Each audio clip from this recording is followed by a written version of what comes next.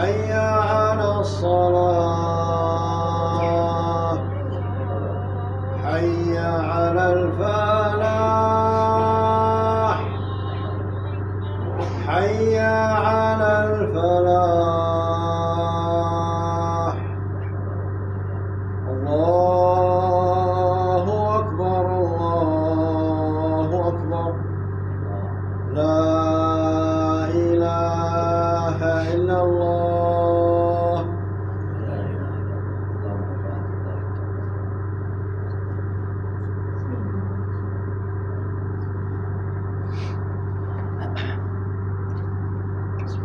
إن الحمد لله نحمده ونستعينه ونستغفره ونعوذ بالله من شرور أنفسنا ومن سيئات أعمالنا.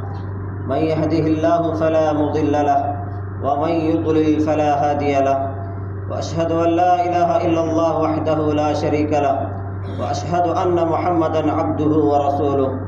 يا أيها الذين آمنوا اتقوا الله حق تقاته ولا تموتن إلا وأنتم مسلمون. يا أيها الناس اتقوا ربكم الذي خلقكم من نفس واحدة وخلق منها زوجها وبث منهما رجالا كثيرا ونساء، واتقوا الله الذي تساءلون به والأرحام إن الله كان عليكم رقيبا. يا أيها الذين آمنوا اتقوا الله وقولوا قولا سديدا يصلح لكم أعمالكم ويغفر لكم ذنوبكم، ومن يطع الله ورسوله فقد فاز فوزا عظيما. أما بعد، فإن أصدق الحديث كلام الله تعالى، وخير الهدي هدي محمد صلى الله عليه وسلم، وشر الأمور محدثاتها، وكل محدثة بدعة، وكل بدعة ضلالة، وكل ضلالة في النار.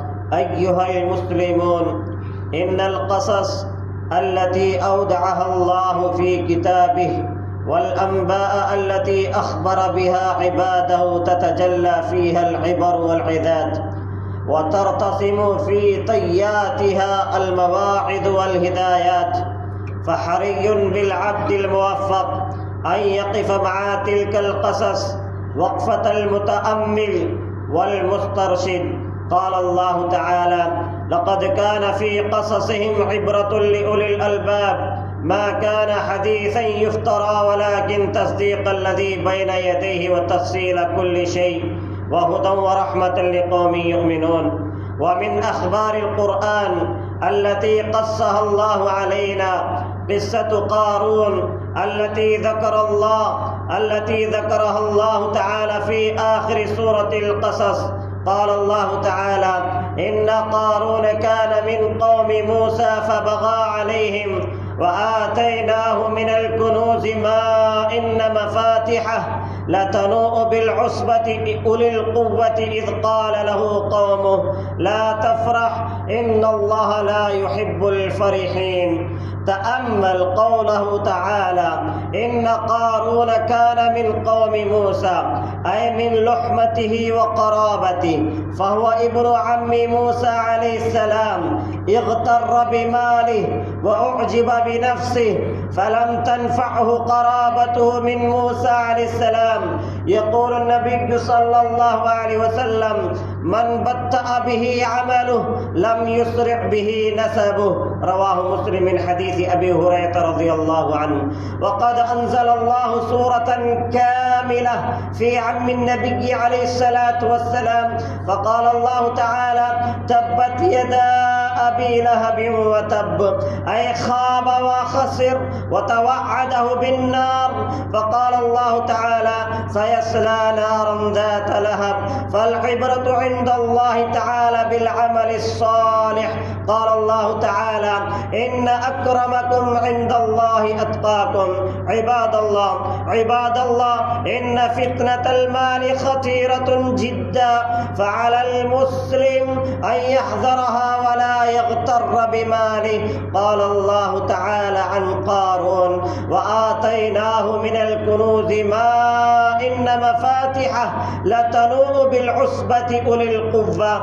مفاتح الكنوز تثقل الجماعة من الرجال، فما بالكم بالكنوز نفسها. قال الله تعالى: إذ قال له قومه إن الله لا يحب الفرحين أي لا تبتر، وهذا هو الفرح المذموم المنهي عنه.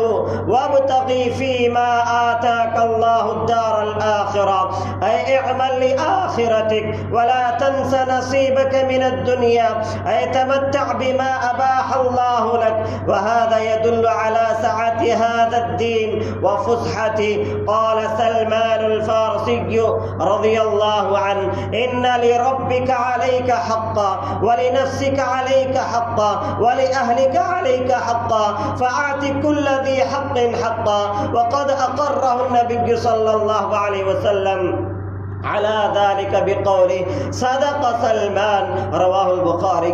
قال الله تعالى: وأحسن كما أحسن الله إليك، أي تذكر إحسان الله إليك، وأحسن إلى الناس ولا تبغي الفساد في الأرض، إن الله لا يحب المفسدين. نصيحة عظيمة لكنه أعرض عنها ولم يلتفت إليها. معاشر المسلمين، إن العجب بالنفس مرض خطير وسبب لهلاك العبد.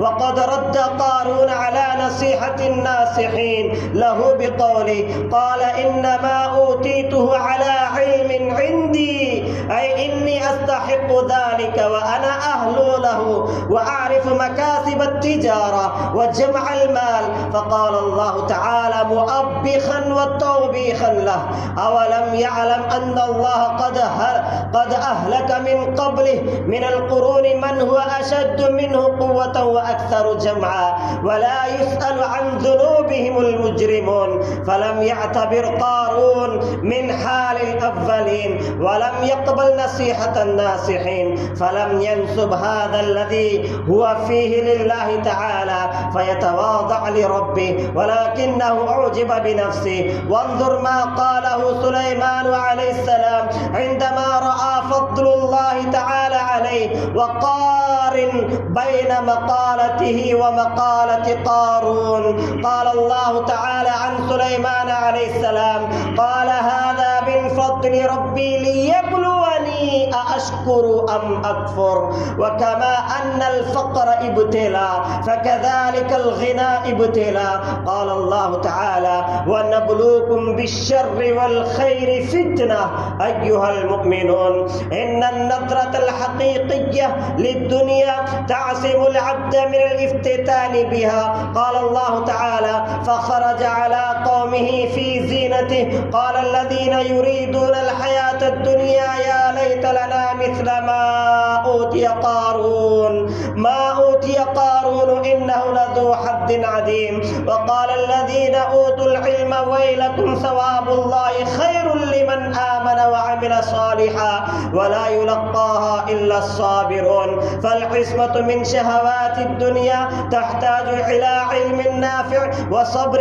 عن لذاتها. إنما لقارون عبرة لنا وعظة عظيمة. قال الله تعالى: فخسفنا به وبداره الأرض فما كان له من فئة ينصرونه من دون الله وما كان من المنتصرين. خسف الله به فلم ينفعه ماله ولم ينفع نفسه، وانكشفت الحقيقة أمام الجميع. يقول النبي صلى الله عليه وسلم محذرا من آفات العجب: بينما رجل يمشي في حلة تعجبه نفسه مرجل جمته إذ خسف الله به الأرض فهو يتجلجل فيها إلى يوم القيامة. الله أكبر. رواه البخاري من حديث أبي هريرة رضي الله عنه قال الله تعالى: وأصبح الذين تمنوا مكانه بالأمس يقولون ويك أن الله يبسط الرزق لمن يشاء من عباده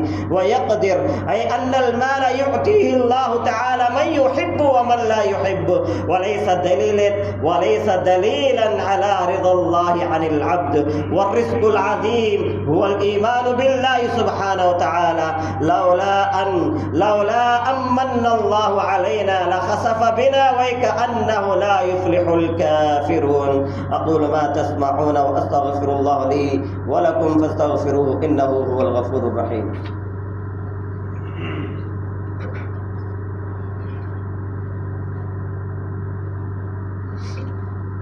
الحمد لله رب العالمين له الحمد الحسن والثناء الجميل وأشهد أن لا إله إلا الله وحده لا شريك له يقول الحق وهو يهدي السبيل وأشهد أن محمدا عبد الله ورسوله صلى الله عليه وعلى آله وصحبه وسلم أما بعد فاتقوا الله عباد الله واعلموا أن تقوى الله أمثل طريق وأقوم سبيل. أيها المسلمون، في خاتمة هذه القصة قاعدة من القواعد القرآنية المحكمة التي تبعث الأمل في نفوس أهل الإيمان وتملأ قلوبهم ثقة ويقينا.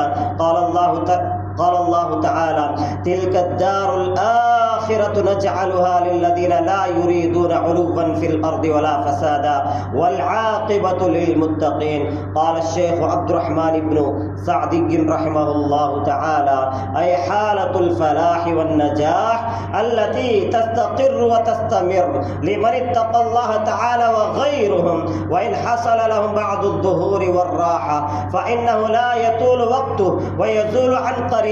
وعلم من هذا الحصر في الآية الكريمة أن الذين يريدون العلو في الأرض أو الفساد ليس لهم في الدار الآخرة نصيب. فالسعيد عباد الله من اعتبر واتعظ من حال من سبق. اللهم اكفنا بحلالك عن حرامك وأغننا بفضلك عمن سواك. اللهم حبب إلينا الإيمان وزينه في قلوبنا وكره إلينا الكفر والفسوق والعصيان واجعلنا من الراشدين. اللهم أعز الإسلام والمسلمين وأذل الشرك والمشركين وانصر دينك وكتابك وسنة نبيك صلى الله عليه وسلم وعبادك المؤمنين. اللهم اغفر للمسلمين والمسلمات والمؤمنين والمؤمنات الأحياء منهم والأموات واحفظ حجاج بيتك الحرام من كل شر ومكروه وردهم إلى ديارهم سالمين من الأجر غانمين. قد غفرت ذنوبهم وجبرت خواتيرهم ووفق اللهم أميرنا وولي عهد لهداك واجعل آمالهما في طاعتك ورضاك واجعل هذا البلد آمنا مطمئنا سخاء رخاء دار أمن وإيمان وسائر بلاد المسلمين. وآخر دعوانا الحمد لله رب العالمين. قوموا إلى الصلاة.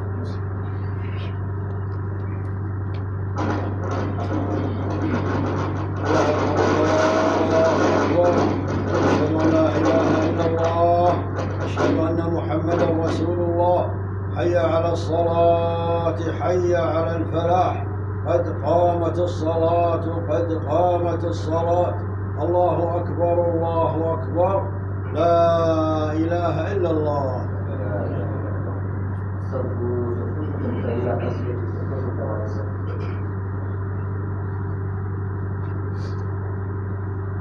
الله أكبر.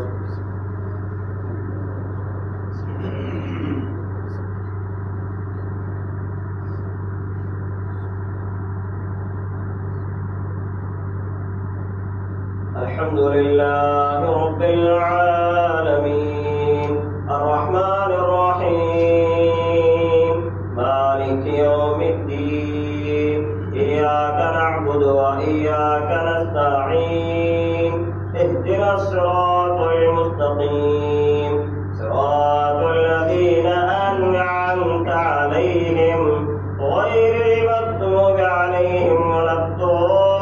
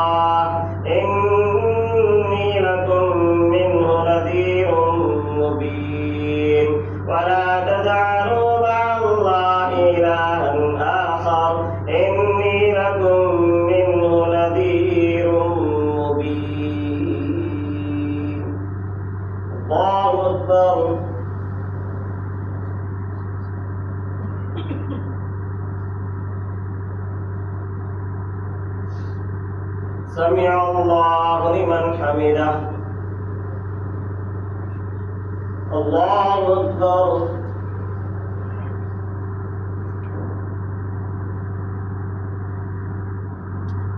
الله أكبر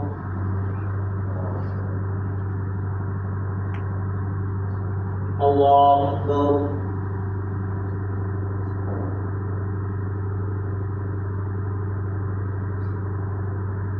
الله أكبر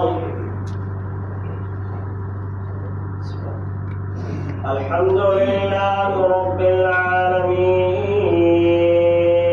الرحمن الرحيم مالك يوم الدين إياك نعبد وإياك نستعين اهدنا الصراط المستقيم صراط الذين أنعمت عليهم غير المغضوب عليهم ولا الضالين آمين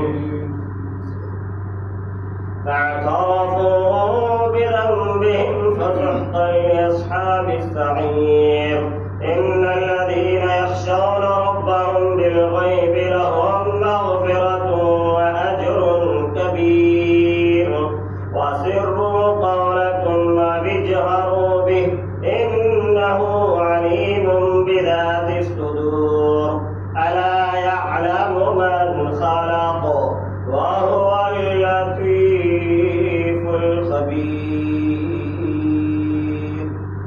الله أكبر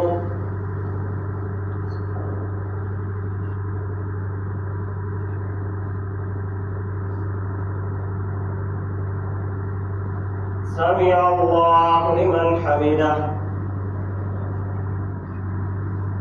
الله أكبر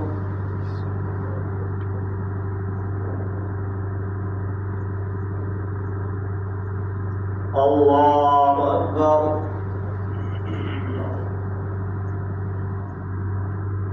الله أكبر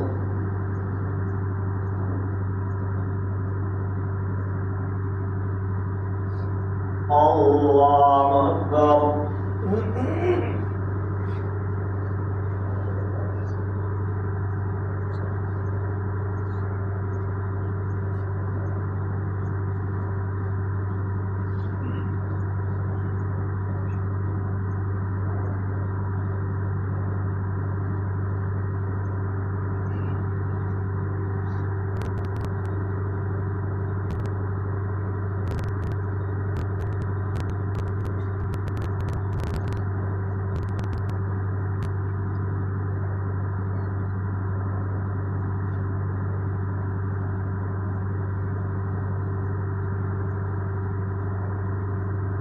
السلام عليكم ورحمة الله.